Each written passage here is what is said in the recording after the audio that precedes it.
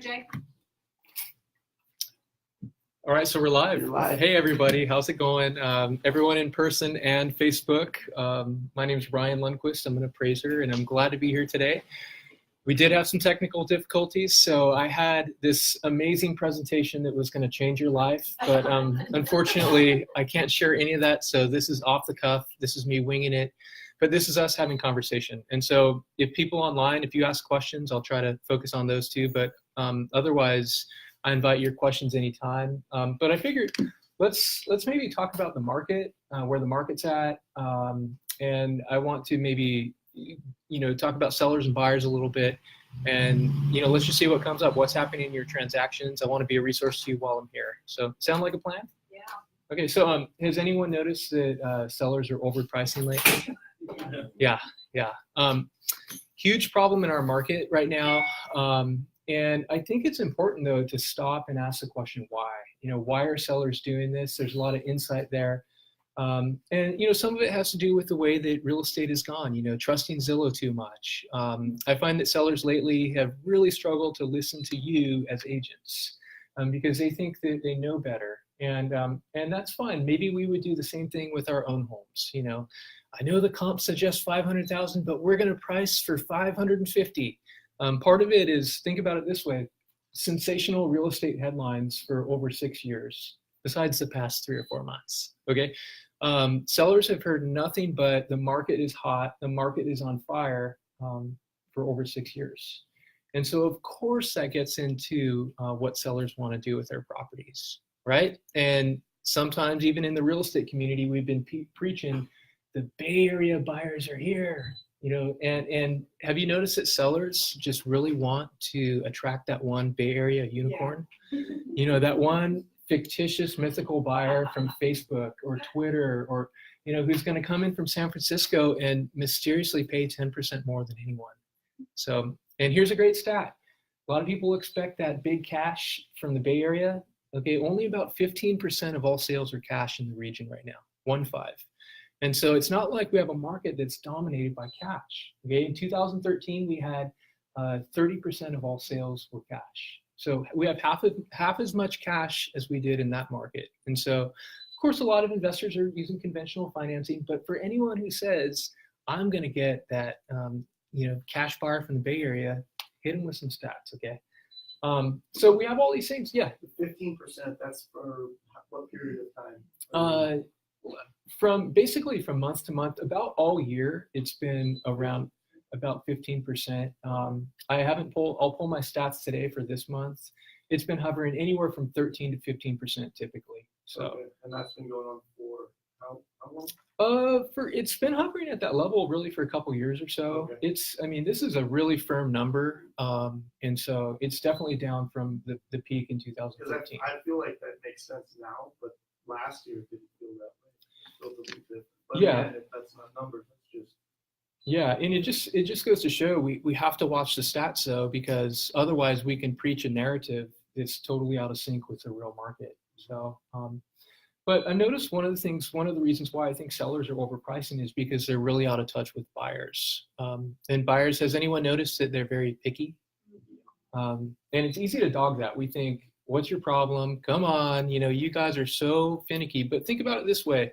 There's been really picky underwriting for many, many years. Very picky on the lending side. It makes sense for buyers to be picky when they're on the buying side. Okay, buyers have more information than ever at their disposal, right? I talked with a buyer the other day, and she was frustrated. She wanted to potentially fire her agent. And I said, well, who's your agent? And she wouldn't tell me. But I said, you need to talk with your agent and clarify expectations. And so, but the buyer wanted to fire the agent because the buyer was saying, I feel like my agent is not doing enough work. My husband and I are on Redfin and Zillow every single day, and you know where this is going probably, and we're finding all these properties, and then my agent is just texting me here and there some properties. And I said, well, when was the last time you bought a property?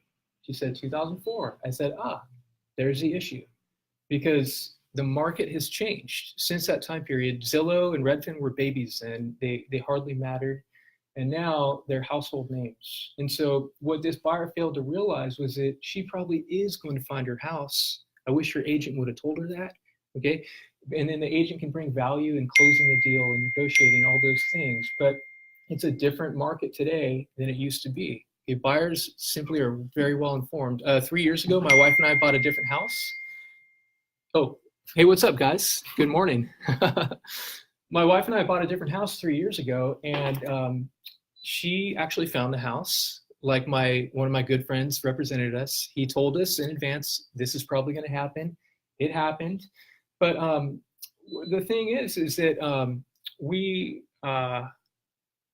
what was I going to say? I don't know. This is off the cuff here. Yes. I love what you say because it's about setting the expectation in the beginning. And I like to tell my clients, these are great tools. You all have already been on all these sites, these third-party syndicators.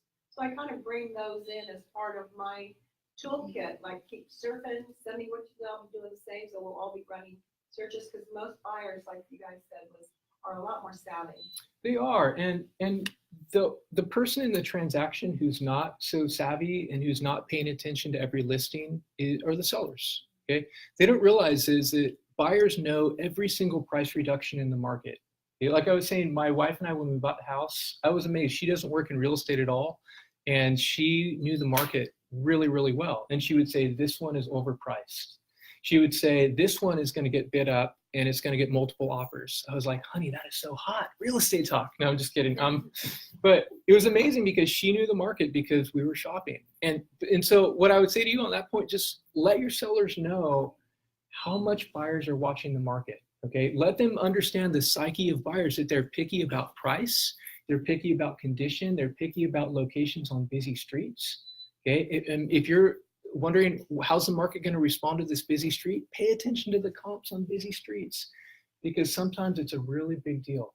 Okay, so all those things, I would say the market right now, have you noticed a little bit of a change?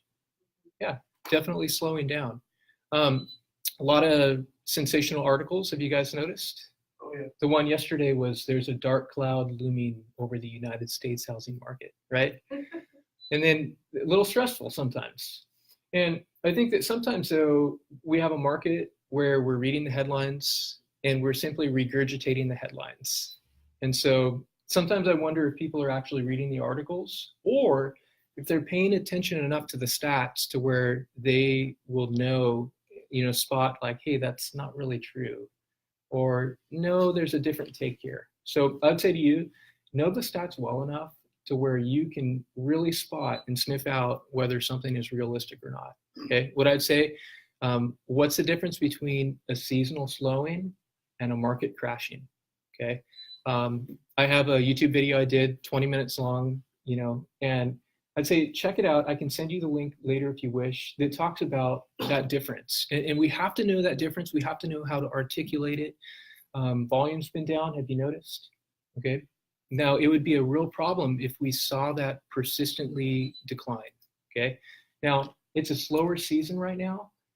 Some years, volume is down, okay? Volume's definitely down compared to last year. Have you noticed more listings? Absolutely. Listings are way up compared to last year, but you know what? Listings are actually in sync with 2014 and 2015 at this time. We had a really dull fall season then, okay? We haven't had a dull fall season in a few years. We definitely do now. What I would say, and I'd love to send you maybe a couple graphs later, look what 2014 was like, because I think there's some clues there for how the market was trending, okay? And maybe conversation pieces for now. My sense is that prices in 2014, does anyone remember that market? It was really, really dull. And a lot of people were wondering, is this it? And you had your real estate prophets come out and say, the bubble's going to pop, but then it didn't, right? And said the same thing in 15 and 16 and 17 and 18. At some point, you will be right, and you'll look like a real estate prophet until we check your Facebook and your comments on blogs, right? Yes? So, as an appraiser, how's this affecting appraisals yet? When you say declining market or on your appraisal review, is this slow down, quote unquote, slow down that we're experiencing, which is probably seasonal mostly? Mm-hmm. how's that affecting from an appraiser point of view? So how does it affect, from an appraisal point of view, the seasonal slowing? And first of all, I'm not saying that the market's crashing or tanking in anything. I kind of put a question mark in my appraisals that say, hey, look, we've had probably unsustainable value appreciation over the past 6 or 7 years. And I think we all know that. But does anyone here really have a crystal ball? Do you have one? Yeah. Okay, neither do I. Good, we're on the same page. So I talk about the market softening. And right now I'm just saying that, just describing that, okay, volume's a little down, inventory's up, and let's call it seasonal unless we have a reason not to. I think we need a few more months of data to be really honest about that. But here's the thing. Oh, go ahead. I'm sorry, just one more forget, basically. So if we're in that market right now, do you adjust for the pullback? My question is, I got a gal that's super skinny, almost in short sale land. Her best comps are from April. How much difference from April to now are you adjusting for? So how much difference between April and now? Okay, so I will answer that question, and I think it parlays into something I wanted to communicate. Let me ask you guys, what do we see the current market in? Is it in the sales or is it in the listings? Which one? Oh, Sales? Okay, so why would we say sales? I think there's an abundance of buyers right now. Okay. That's just what Okay, so sales. Why else would we say sales? We see the market in the sales.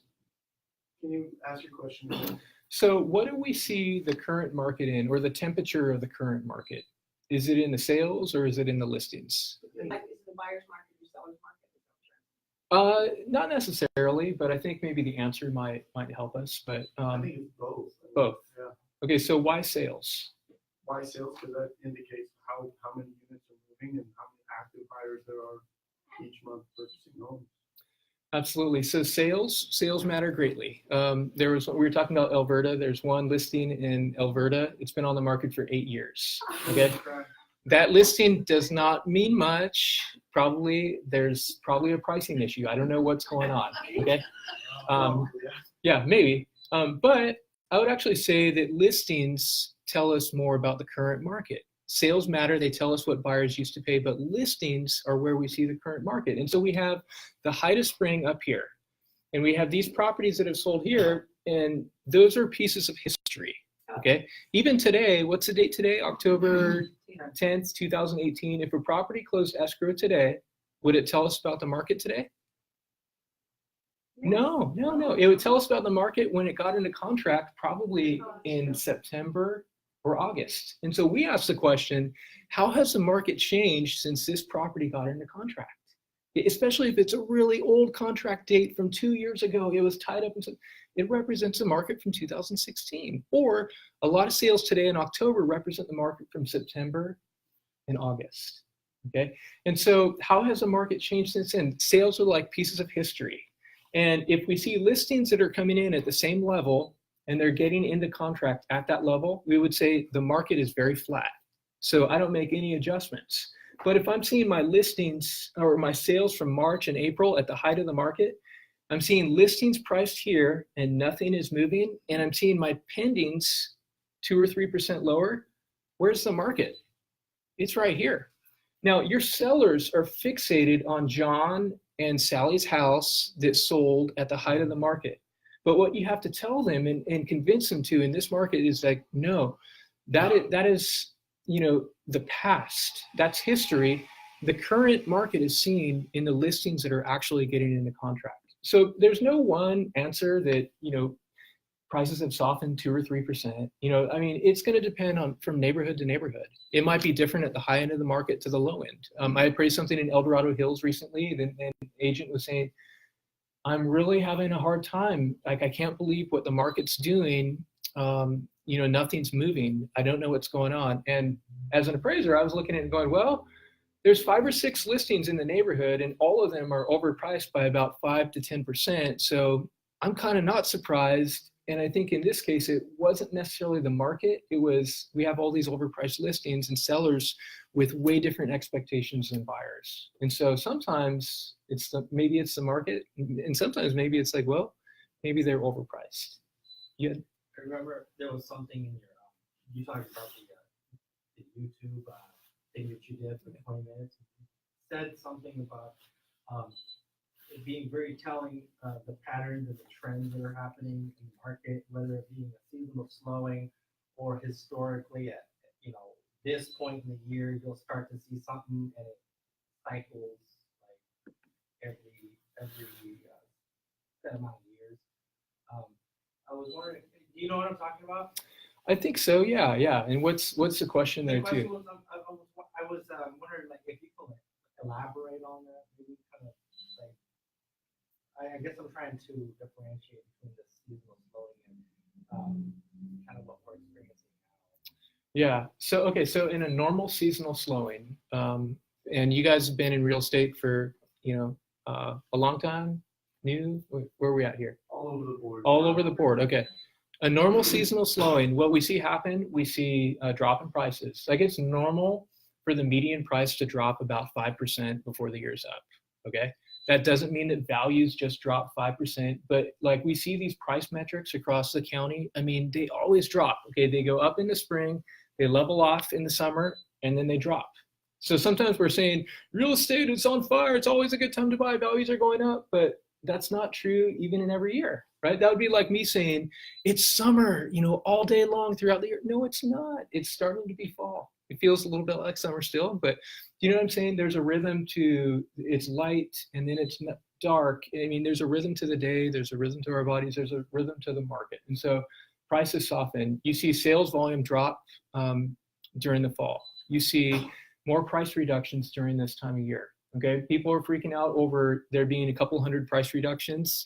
In 2014, when you logged into MLS, you would see about 400 price reductions every single day. That was an incredibly dull market, and that was a 24-hour market watch, represents everything in MLS. And so it's normal at this time of year to have price reductions. It's normal to see sellers offer more concessions to buyers when a market softens. Okay, it's normal for less offers and less eyeballs on the properties. It's normal to see listings increase, and then right about this time, we start to see listings drop. Okay, to me, it looks like we might have seen listings crest for the season, and I expect that they'll drop in coming time. But the proof will be in the market. We'll know more in the next couple months. And so, kind of all those things. If you look in trend graphics, you'll see sort of all these signs. What does days on market do? It takes longer to sell during the fall. Okay, and so look for all those things. Look at my graphs if you want to. But that's kind of it in a nutshell. Yes. Seems just based on what you said, that would be another important conversation to have as far as when you're talking to your sellers about when to sell the property. We do tell them, I think everybody, summer and spring is hot, but that they may take a hit on value later on in the year as far as price per square foot. Yeah. I never have had that conversation with them. Yeah, and so there's seasons, and so for some sellers, I mean, if they need to get out, they're just gonna have to list every time. But you probably don't want to list on December 24th, right? There's a reason for that. But I think the trick becomes what does it look like when a market is doing something that's abnormal? And so right now, I would say there's a couple things to watch. Inventory levels. If you look at the graphs from last month, they shot way up. Oh my gosh! But I wouldn't be totally alarmed unless that really started to go up. One of the reasons for that technically is that sales volume was between 10 and 15% low last month. And so that's one reason why that number looks so huge, okay? But look for the number of listings increasing. If the market does not absorb those and it keeps going up a couple hundred per month or so, that could be an issue. That would be abnormal to see listings just keep going up throughout the remainder of the fall, okay? Marguerite's asking online, sorry to interrupt you, how do you think interest rates are going to affect? Okay, then interest rates going up. I think at first maybe buyers, ran to the market in the spring. We actually had a really strong spring. When you look at sales volume for the whole year, it's been really strong. It's just been weak these past few months. And so that's an interesting thing. I'll actually talk about that on my blog on Thursday, in case you have clients you need to drop some data on. But interest rates, yeah, I mean, it's kind of, I think there's an element of uncertainty in the market. It's sort of like politics, right? There's a lot of uncertainty there. I'm not saying red or blue. It's just true, isn't there? You never know what's going to happen. And I think there's an element of uncertainty, I think, in housing in some senses, just because there's that X factor, what will rates do? And so if they keep climbing, I think that it can definitely have a softening element. So, and it can mean, especially if sellers are overpriced, those things are just going to sit there like a sore thumb, and they're going to continue to sit there until sellers find where the real market's at. But I'd say watch sales volume very carefully too over these next months. If we do persist and have a problem with continually lower volume, then maybe the market's making a bigger shift. But let's just be careful though, real estate community. We can so easily buy into the hype machine and just preach that the bubble's here, but be really careful, because I'm not a prophet, and maybe you are. No one showed up here with a robe though today, and so just be cautious. That would be my advice. Yes. So how do you feel about, I read the indicator somewhere, could have been your mom, I don't remember. So as long as new construction is strong, that we're probably still stable. And I believe new construction is still really strong. Yeah, so there's all these metrics out there. It seems like everyone and their mom has a different one, right? They're like, this is the one thing to watch in housing. If this one thing changes, then we're doomed. One of those things historically is new construction, and if new construction is strong, then yeah, it typically means the housing market's strong. And so far the numbers feel good. Our numbers are improving in our area, but we're nowhere near where we really need to be. And so, But there's also a difference between new construction numbers as it relates to the number of units that they're building and what they're actually selling. So a few months ago, they were averaging 2 to 3 sales per community was the average. And now it's down, but again, that could be just a seasonal sign. And I think it's what you say about the narrative, and be careful what narrative you're pushing is important, because a lot of people also, you look at the winter months. If I were to tell you, oh, November, December's coming, make sure you have a raincoat, you'd be like, yeah, because it's going to rain. And I know that happens every year. Well, if you knew the market data, you wouldn't be scared or worried or pushing some crazy narrative. Yeah. So no, definitely. And so I think it's important to watch new construction, but at the same time, I think let's just watch a lot of different things. And I think that it always feels scary in life when something begins to change, whether relationships or, in my household, my kids are 15 and 13, and you know what I'm saying? Having teenagers, and it's like, holy moly. And so I think we have to, chill out a little bit and really know that seasonal dynamic. My sense is that in real estate, as a real estate community, we don't do a very good job interpreting the seasonal market, because every single year since 2013, someone has said the bubble's here. Okay. And, we know that we're getting higher in this real estate cycle, whatever that means. But when people start saying, hey, this is what's going to happen next year, the market's going to tank, or I think we're going to level off, or we're going to correct by 10%. I mean, those are really guesses, you know what I'm saying? Yes. So I have a listing of members build a high-end piece of property. And we've talked about trying to lower that price a little bit, but we've had offers, but they're just a little bit low. Yeah. Their reasoning is that the price of lumber this year is way higher than it was last year. Yeah. They're saying by almost double. Yeah. Now, again, this is a high-end home, but that's their reasoning for pushing that higher, and yet we just seem to be a little bit higher than what the market. Yeah. Okay. So you have a house, the price of lumber's changed. Is this a brand new home? Yeah. Okay. And so what the builder's trying to do is push their costs, their higher costs off to consumers. And the question is that something that consumers can absorb? And I would venture to say consumers probably aren't. Sounds like the market's speaking though. And the question is the seller going to listen? So there's a high-end one I know in town. It's listed at $2 million. And they've been getting offers about $500,000 lower.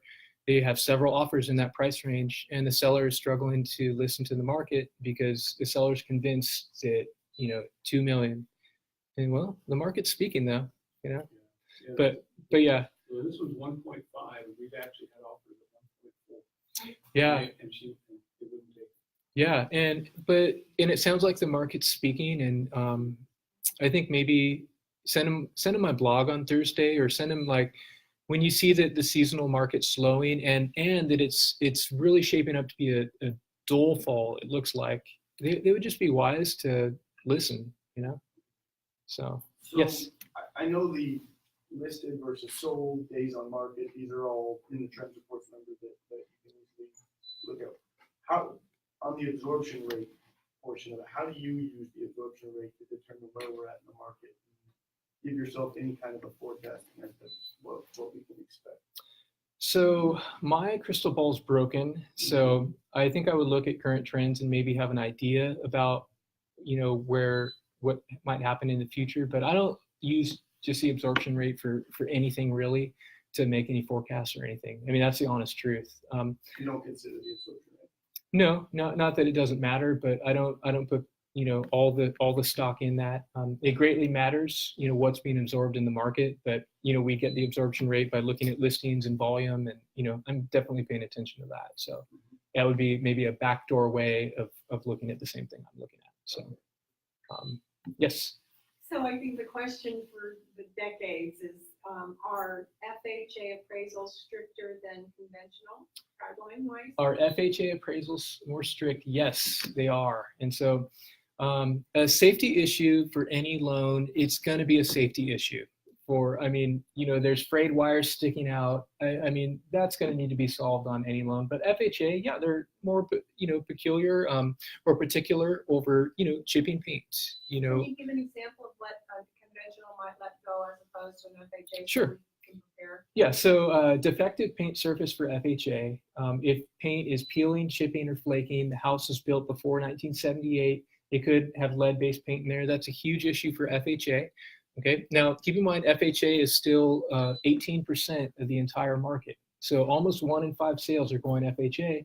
Don't be scared of FHA because nearly 20% of the entire market in the region is FHA. Okay, so but something like that wouldn't matter for conventional. Okay. Unpermitted additions. Oh, non-permitted additions, right? Yeah, let's get our dartboard out. What is, yeah, it's really tough because part of it depends on what was not permitted. Okay, here's my sense. If it's a covered patio, it's probably not a big deal. This thing was really well made. Let's not make a fuss over that because buyers aren't going to make a fuss over it. The owner decided to add on 300 extra square feet with an extra bathroom. That raises some red flags. And so something like that could have an issue depending on the lender. I think depending on the appraiser. Keep in mind, some lenders would say, if it's not permitted, we don't want you to give it any value. That's discretionary? It's discretionary. And think about if you were lending your own money, you might have, you know, your own rules there too. And so sometimes appraisers get directives from lenders on those things. But it also comes down to what it is. I think how well it's made. The bigger it is, I think the more of a red flag there is. It also comes down to location. There's certain markets where non-permitted stuff is all over the place. In West Sacramento and Broderick, in Arden Manor, there are non-permitted garages all over the place. Okay, I would suggest that a non-permitted garage in a newer subdivision in Roseville, probably a big deal. Okay, the market tends to be more accepting though in some other neighborhoods where maybe prices are lower, or first-time buyer neighborhoods, post-World War II homes that are tiny and need that extra space. And so there's no one answer that I can give and say, this is how permits are always perceived, because it depends on the location. Or the city of Davis has a program where before escrow closes, code enforcement will come in, and if something is not permitted, it will either be permitted before escrow closes or it will be ripped out. And so in a market like that, now you know, you're like, shoot, I should have known. I took a listing in Davis. In a market like Davis, you have to know those things, and it's going to be a really big deal. But in some other markets, there's so much unpermitted stuff, or a lot of janky stuff in more rural areas where it's like, yeah, everyone and their mom has this, and probably as long as it looks okay, maybe, I mean, the appraiser should be mentioning it and be thinking about how does this impact value, but it's kind of how the market is though too. So that's my wishy-washy gray answer, because it doesn't matter what type of loan. It's kind of the same scenario, yeah, whether it's so, FHA or conventional. Yeah, so typically lenders would say, if you are going to assign value to it, we want you to support that value that you say exists. Okay, so if you're giving value to this, we want you to not just say, well, I feel like it's nice square footage. That's not good enough. My feelings don't matter. What I think about it doesn't matter. I need to prove from the market that the market is willing to pay for this. So, and some of that could be by looking for comps. Okay, some of it might be there were 10 offers on your property and I've asked you to send me over the contracts and I can see that there were 10 people at least in the market that were willing to pay for this. That could be part of it. Hopefully you disclosed it in MLS too. That's good for me to see as an appraiser. But it gets very tricky. Do you often see disclosures in MLS? Oh, by the way, this was not permitted. Yeah. No, because buyers might run. So hopefully it's in the TDS though. So, yes. Challenging an appraisal. So say you get an FHA appraisal that comes in just far lower than any of the comps that you're seeing, and you're just really disagreeing with the appraisal. What's the best way to successfully challenge? The best way to successfully challenge an appraisal. So first of all, I would say the best time to start an appraisal challenge would be before the appraisal happens. Okay. The best thing you can do is to tell the story of the marketing of your property and to share information with the appraiser without saying like, hey, I need you to hit the number, man. You know, that was 2005. That you wouldn't say that if the DRE was on the inspection with you. So we all know that that's like ethically not okay, right? And so, but it is okay to Bring tequila. yeah. Craft beer, Pliny the Elder. No. It's okay to tell the appraiser, here's how I priced the property. I got this number of offers. Here's all the upgrades in the property. Here's the feedback I got on this property. Because when you think about it, value is all about context, and the appraiser's answering one question: how does this property fit in the context of the market?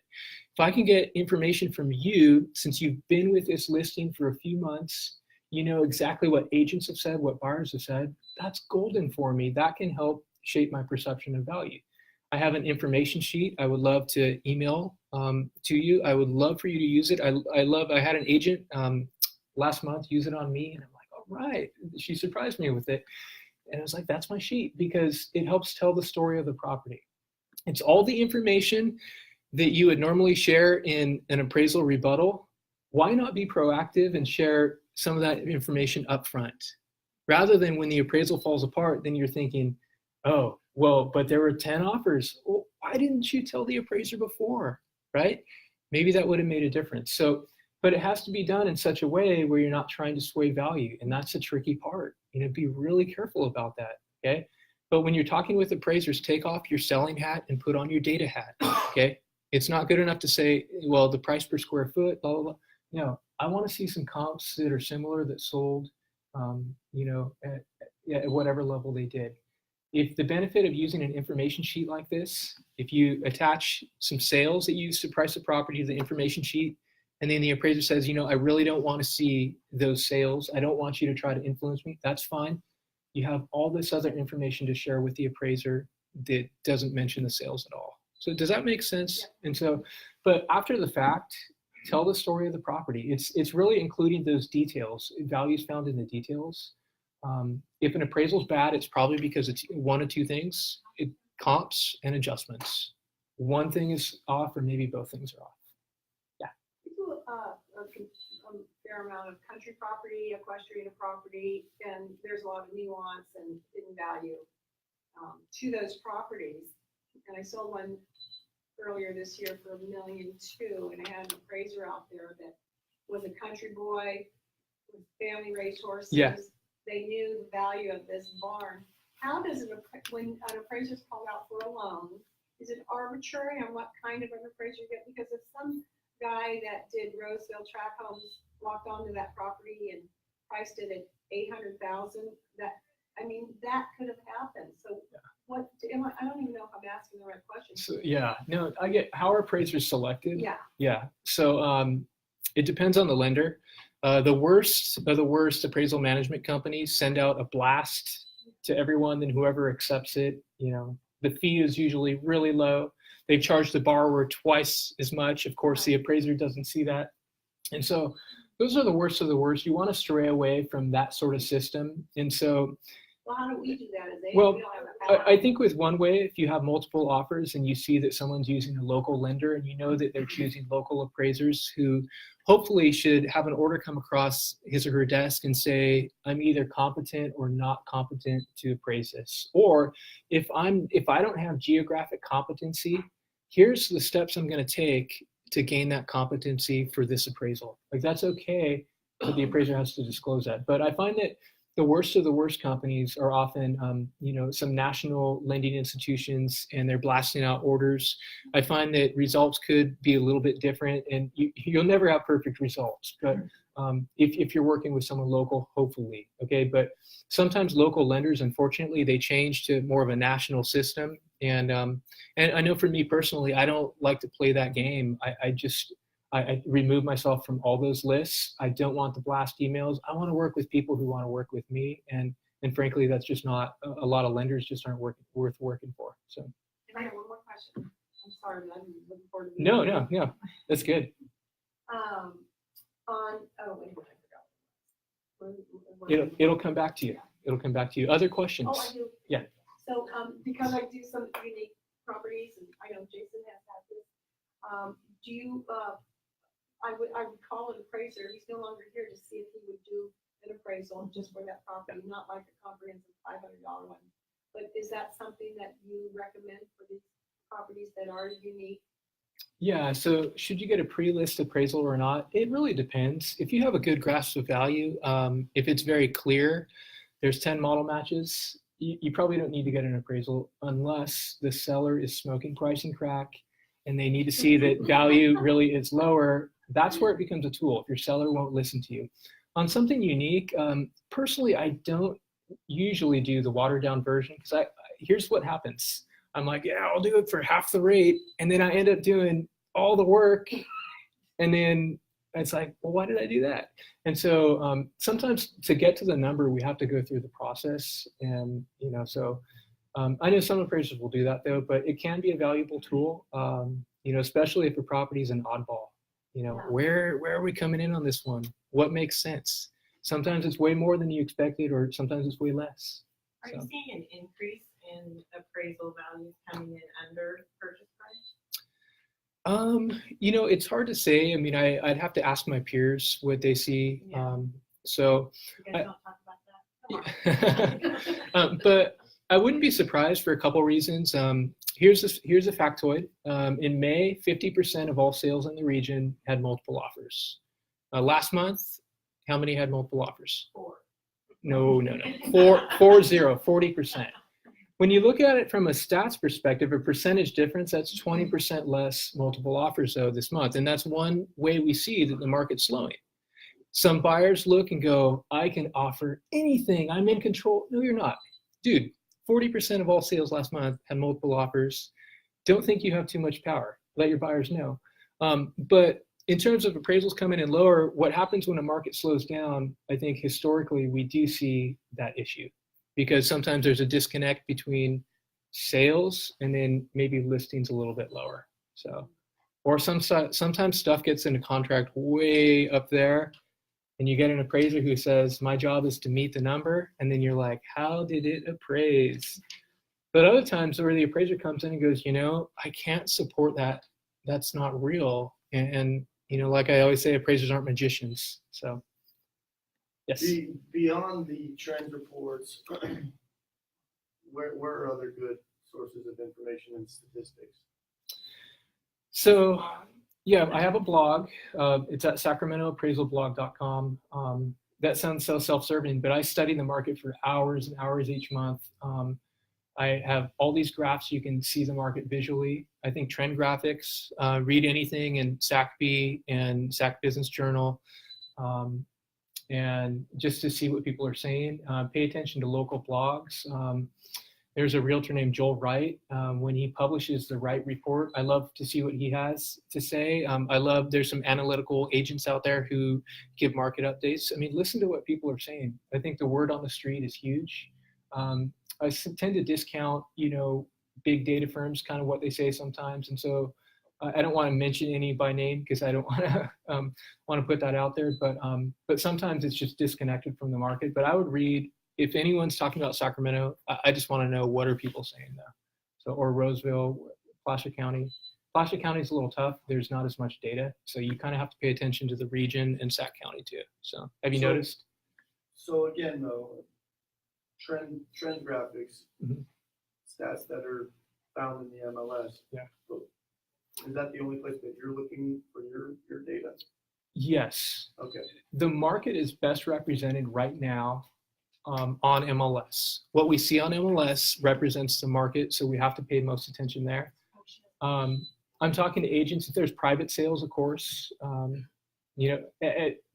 yeah, you can run neighborhood stats yourself. It's really easy to do. Yeah, I do that. I just wanted to see if there were any other areas or places where you get information. Then how about the commercial market's impact on residential? Is there any correlation there? Do you even look at that? So first, I am just a residential appraiser, but there's certainly a relationship between commercial and residential. I think the vast bulk of buyers, though, they don't say, hey, how's the commercial market doing before they make a residential purchase? A lot of the times I'm working with investors. Okay, but investors who are buying in Midtown are paying attention to the breweries that are coming to town and to the restaurants, because the commercial market there, the apartment market is booming and rents have increased there more than in other places. So the commercial market there absolutely correlates strongly with the residential market.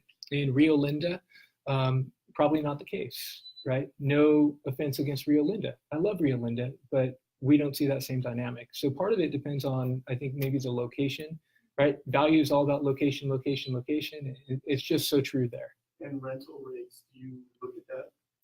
Yeah.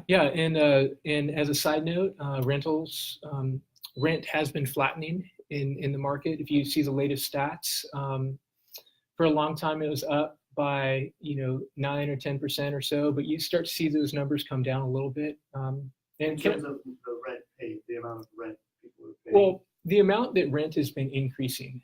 So is that their rents are still up right now from where they were, We but just hit 4 years in a row of a 98% occupancy or higher. Yeah. So, and so the rental market's really tight, but you also see the rental market, the rate of increase for rent starting to slow down. okay.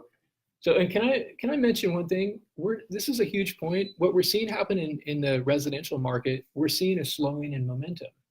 So it's not just that there's a slowdown in sales, or maybe it's a seasonal slowing. I think we are definitely seeing a seasonal slowing, obviously, but we're also seeing momentum slow down. What I mean is this: for years, when I would look at price metrics, they would be up 7, 8, 9, 10%. Year over year. I'd compare this year to last month at the same time. Boom, they're up 8 or 9%. Now we're seeing that those numbers are more like 4, 5, 6%. And so you can kind of see that momentum was like, it went, and then it's kind of slowing a little. That wasn't sustainable. That's not Sure. sustainable. But it's easy I think sellers need to get that though. And people are like, oh my gosh, what does this mean? I wouldn't read into that too much. We don't have a crystal ball, but we just have to realize that it's not the market of 2013 where values were skyrocketing. And so someone who called me yesterday, they want to remove their PMI. They bought in 2017 and need a value that's about 15% higher. And I'm like, well, yeah, that would be nice. Yeah. But it's not happening, because in a lot of neighborhoods you see prices, they're up like 4 or 5% maybe, and where it's not that much. At the bottom of the market, it might be more. At the top of the market, it might be less. Each neighborhood's different, but I think that's a killer point, though, to share with sellers, though, because I think that after so many years of sensational headlines, they just need to realize that, hey, something's happening, not just a seasonal slowing, but just the backdrop of the market, and we've got to pay attention to that. So does that make sense? I hope that's not stressing you out today, guys. I know it's stressful to talk this way, but it's reality, right? Mitzi Online has a question. She says off-market appraisals seem to be pretty conservative. Do you agree that the seller can still likely list a bit higher and get their price, or do you suggest to list at the appraised price? That's tricky. Off-market appraisal is more conservative. A private appraisal that was not for a loan. And so It really depends. Should you price at appraised value or not? I just did one and they priced 2% below the appraised value.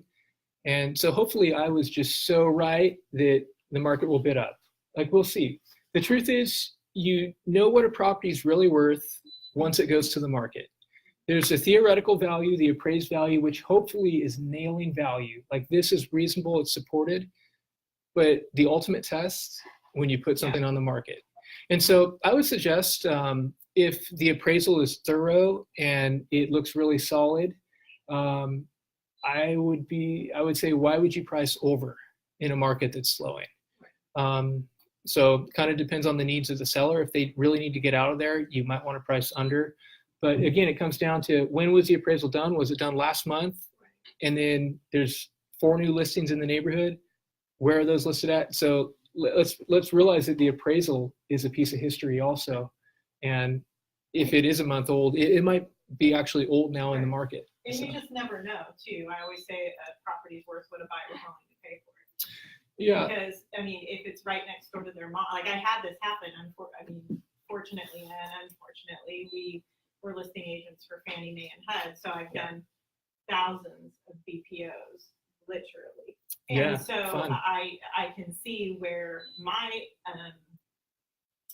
property or my value is way off. Like Yeah. I said, too low before, and, because they wanted to live right next door to their mom, this particular buyer was Yeah. willing to, multiple offers. exactly. So you Yeah. just never know, too. Yeah, and I think it's humbling. Have you ever suggested a list price to a seller and then the market responded way differently? Yeah. Way too higher or lower? And so value is difficult, if we're honest. It's difficult for you, it's difficult for appraisers. But I always advocate talking to sellers though, and let's think in terms of a reasonable range of value. So not that 461,000 is the only price that buyers are willing to pay. We might look and go, it looks like a reasonable range, looks like it's 450 to 465. You might be able to get a little bit on the high side, but do you see how we can give advice and just think in terms of a reasonable range? Not between $1 and 500,000, that's not a reasonable range, but I think it really serves sellers to think. And like, I did a high dollar appraisal, and I came in at a certain level, around 1.6 million. But I told the seller, I said, well, you can try for more, but I think you should entertain offers between 1.5 and 1.7 million, because this property is so unique and so interesting. And so there was this huge spread by $100,000 on each side. But at the same time, when you look at it, that wasn't that big of a percentage difference in the total value. So I think if we can get used to communicating with sellers, then so that way there's that, $1.5 million listing. I mean, maybe it's just worth it to, like, let's go down to 1.4. So. And I always try to really, when you ask the question, where do you put the most weight, in active listings or in sold comparables? Like, for me, pending sales are where it's at. And I do my best to contact the agent, and 9 times out of 10, they'll give me a very good indication of where their offer was accepted, because that tells me what the market is doing right now, like what buyers are offering literally, now. Absolutely. And I give strong weight to that too. And so when I do appraisals, I'm calling agents. And remember, when appraisers call you, hopefully they're calling. Actually, they're calling other agents because they need information about the comps. And remember, you're doing a service to your peers when you answer questions. Because sometimes the information I get, I'm like, oh, that's why it sold too low. Or, that's why this offer was accepted. There were actually higher offers. Or, it really smelled like cat pee. There were 30 cats there. You just didn't see them in the photos. There's something to understand. So, any last questions? What about days on market? So are you seeing like a change in the days on market? Yeah, and it's very normal in the fall right now. I don't see anything abnormal in that regard right now, because properties are still selling, volumes down, but it's normal at this time of year for days on market to go up. And at the beginning of the year, guess what? We see that go down because the market heats up. And so, yeah, it's definitely taking longer to sell. Right now, it's 30 days on the market. It's been, it's, I'll pull my stats later today. I always wait until the 10th to pull my sales. August was 28 days. Yeah. average days on market. So it's been pushing toward 30 lately, for average. I'm in a different market, but Yeah. I'm up in Yuba and Yeah. Sumner County. I'll So- have to check. The market, yeah, check, because the market's always different. In 2012, 2009, it was normal to see 90 days on the market. That was the average, you know? We were getting like 7 to 10 days on the market in Wheatland. And I have 2 really nice listings right now, and one's a week old, and I have no showings, and we priced it below. And then the other one, we had multiple offers, went into contract, went back on the market, and now we're almost 30 days on. Yeah. Funny how And it's that a works beautiful sometimes. house. It's a beautiful house. And sometimes the market's just weird. It looks like it should bite, but then it doesn't. And, you know, I'm almost done. sometimes the market's a head scratcher. It's not always, it just doesn't work out like we want it to. So, but sounds like it's speaking. Maybe there's just less eyeballs on that property, but keep finding that price, right? Okay, one more question online. Is a reasonable appraisal value variation of 2 to 3% normal? Yeah, absolutely. Is 2 to 3% normal? For sure. That was Yeah, I think that value is really difficult, and I think why it's normal and okay for the appraiser, and I've even said that on a court stand when an attorney asked, "What's the margin of error?" 2%, and I was like, "No, 3%." You know, just because I want that number as high as possible. But we aren't that good where we can nail value and say $461,532. But the market doesn't think like that. The market is thinking in a range all the time. The market might be going 450 to 465 all day long, and I'll pay within that range. So I think it's reasonable for appraisers to recognize that, and agents also.